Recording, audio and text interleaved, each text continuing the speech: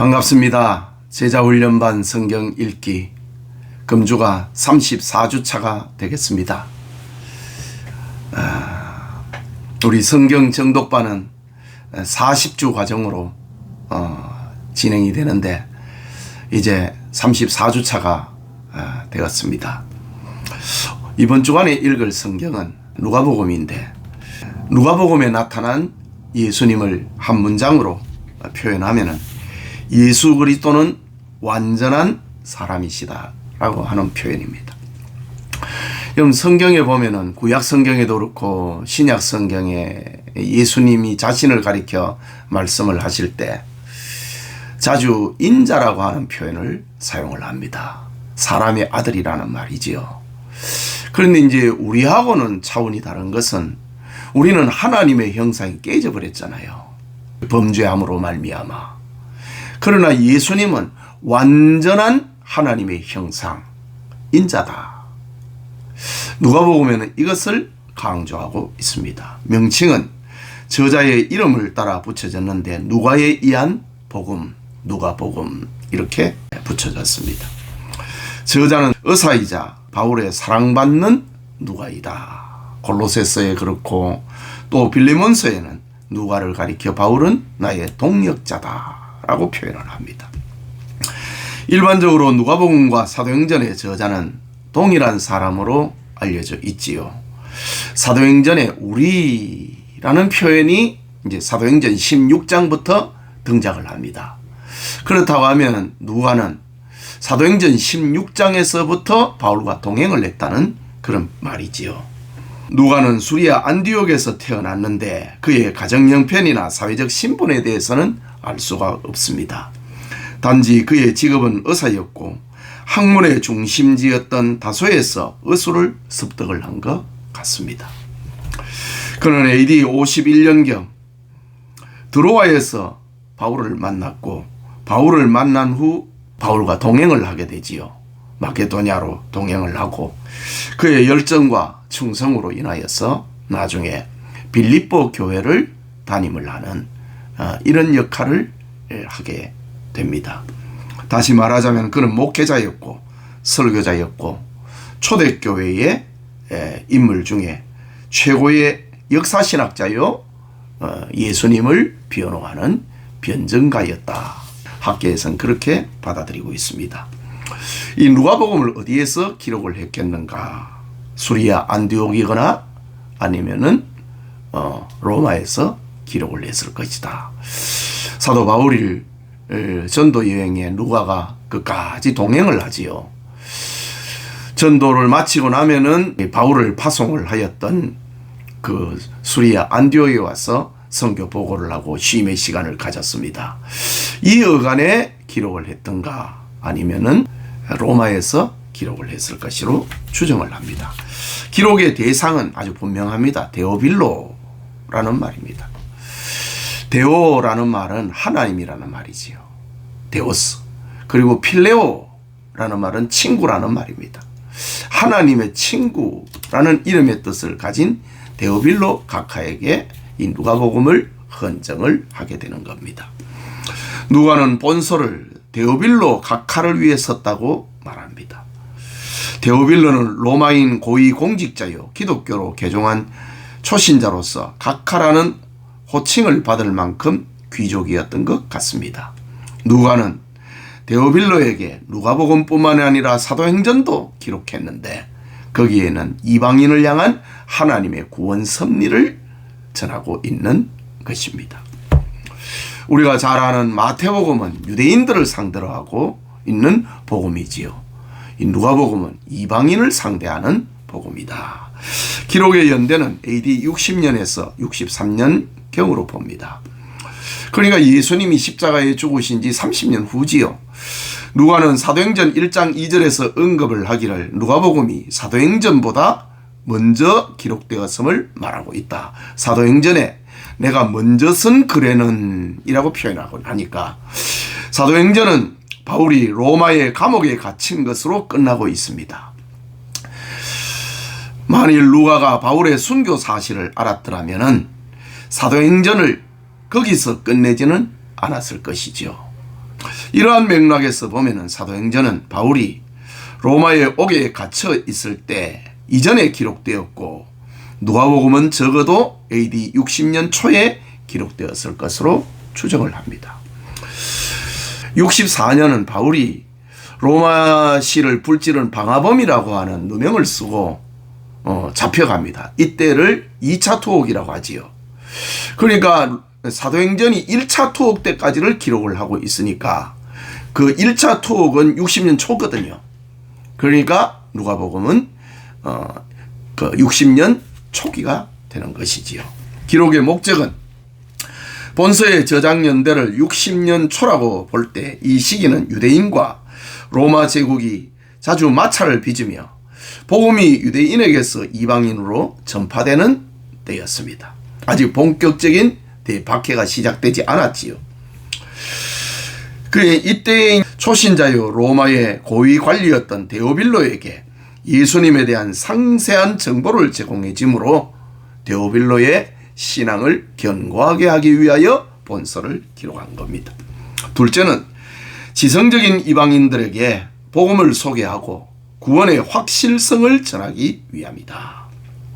세 번째는 이방인에게 복음을 전파하는 과정에서 나타나는 갈등을 줄이고 효과적으로 복음을 전파하기 위함인 겁니다. 그래서 누가는 로마 당국을 향하여서 기독교에 대해 변호하는 표현들이 자주 사용되고 있습니다. 예를 들면은 예수님께서 로마의 백부장을 향하여서 이스라엘 중에 이만한 믿음을 가진 자를 찾지 못하였다. 백부장을 칭찬하지만은 그는 로마인이지요. 또 빌라도가 예수님을 무죄 판결한 것. 십자가 처형의 책임자였던 백부장이 예수님을 가리켜서 그는 실로 하나님의 아들이었도다. 이런 표현을 가리켜서 로마인들에게 접근하고 있는 성경이다. 주제는 순결하고 완전한 인자로 오신 예수 그리스도. 우리 사람은 범죄 이후에 하나님의 형상이 깨졌지요. 그러나 예수님은 그 하나님의 형상 그대로 순결하고 완전하신 인자로우신 예수님이시다. 그래서 누가복음 19장 10절에는 인자가 온 것은 잃어버린 자를 찾아 구원하려 함이라고 말씀합니다. 누가복음 23장 47절과 8절에 백부장이 그 된 일을 보고 하나님께 영광을 돌려 이르되 이 사람은 정령 의인이었도다 하고 이를 구경하러 모인 무리도 그 된 일을 보고 다 가슴을 치고 돌아가고 예수님이 십자가에 죽이심을 당하던 그때의 상황입니다. 누가복음 성경이 가지고 있는 몇 가지 특징이 있습니다. 사복음서 가운데 예수님의 생애를 역사적인 안목에서 사건을 기록을 하고 있다. 이것은 그리스도인은 물론 이방인 개종자들의 입장에 서고자 함이었다라는 겁니다. 보편적이고 선교적이고 세계적인 시각을 가지고 있는 누가복음입니다. 즉 성령과 기도뿐만이 아니라 사마리아인, 이방인, 여인 그리고 소외당한 사람들까지 깊은 관심을 가지고 표현하고 있는 성경입니다. 유대인의 복음서라 할 수 있는 마태복음은 이방인의 길로도 가지 말고 사마리아인의 고을로도 들어가지 말고 차라리 이스라엘 집에 잃어버린 양에게로 가라 라고 했는데 누가복음에는 신약 성경 중에서 유대인이 싫어하는 사마리아인에 대하여 많은 분량을 할애를 하고 있는 성경입니다. 또 하나의 특징은 예수님은 유대인만을 위한 메시아가 아니고 온 인류의 구주이신 예수님의 족보를 언급을 하면서 마태는 예수님의 조상으로 히브리인 아브라함까지만 말하고 있지만은 누가는 인류의 조상인 아담에게 그리고 궁극적으로 하나님에게까지 올라가고 있다. 그리고 마태복음은 유대인들을 상대하니까 유대인들의 시조, 히브리인의 시조 아브라함까지를 표현하고 누가복음은 이방인을 상대하니까 아브라함을 넘어서서 아담 그리고 하나님에게까지 그 족보를 연결을 시키고 있다. 다섯 번째는 누가복음과 사도행전은 하나의 책이다.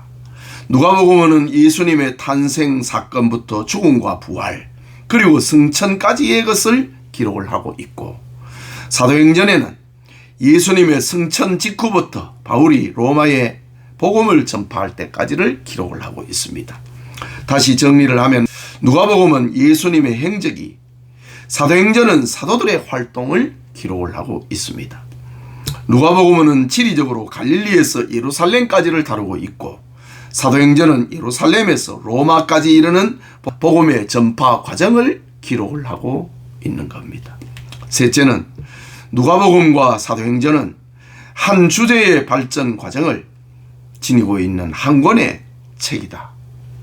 오직 성령이 너희에게 임하시면 너희가 권능을 받고 예루살렘과 온 유다와 사마리아와 땅끝까지 이르러 내 증인이 되리라 라는 복음의 행전, 이것을 담고 있는 것이 누가복음 성경이다. 누가복음의 구성입니다. 완전한 인자로 오신 예수님을 묘사하고 있지요. 1장에서 4장까지는 인자에 대한 소개, 세례 요한의 탄생, 인자의 수태고지, 12살까지의 행적, 그리고 18년을 뛰어넘어 인자의 공생애, 세례, 인자의 금식과 시험 등을 기록을 하고 있다.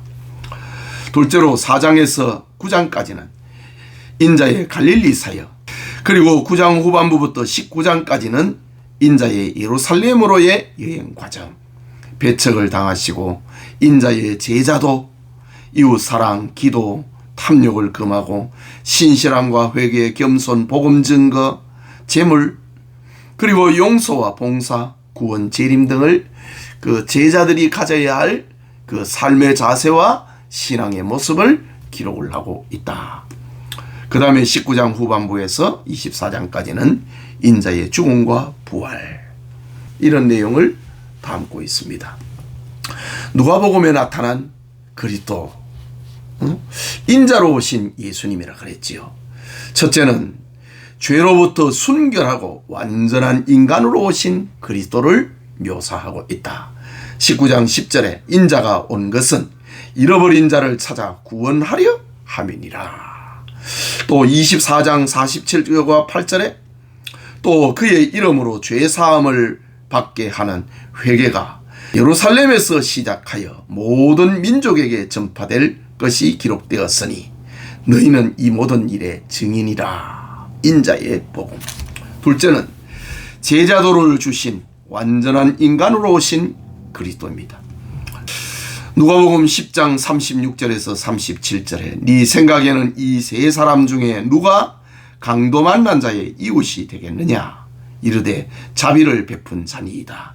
예수께서 이르시되 가서 너도 이와 같이 하라 하시니라. 제자도 제자의 삶입니다. 너도 이와 같이 하라.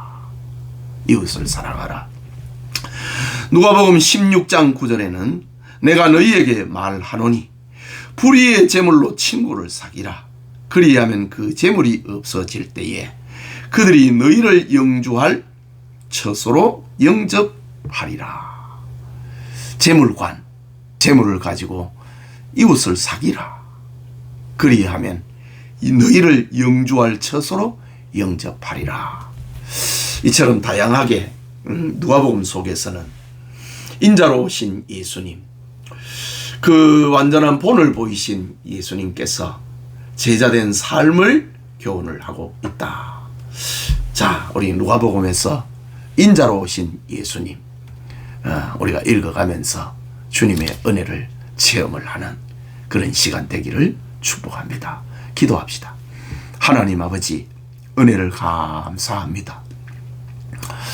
우리로 하여금 제자훈련반 성경 읽기 정독반에 동참하게 하여 주시고, 지난 가을부터 시작된 성경 읽기 봄을 지나고 있음을 감사합니다.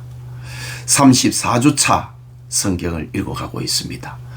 누가복음을 읽어갈 때에 주님을 만나는, 완전한 인자로 오신 주님을 만나는 그런 은혜가 충만케 하여 주시옵소서.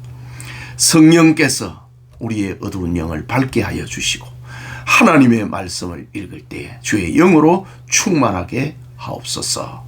예수님의 이름으로 기도합니다. 아멘.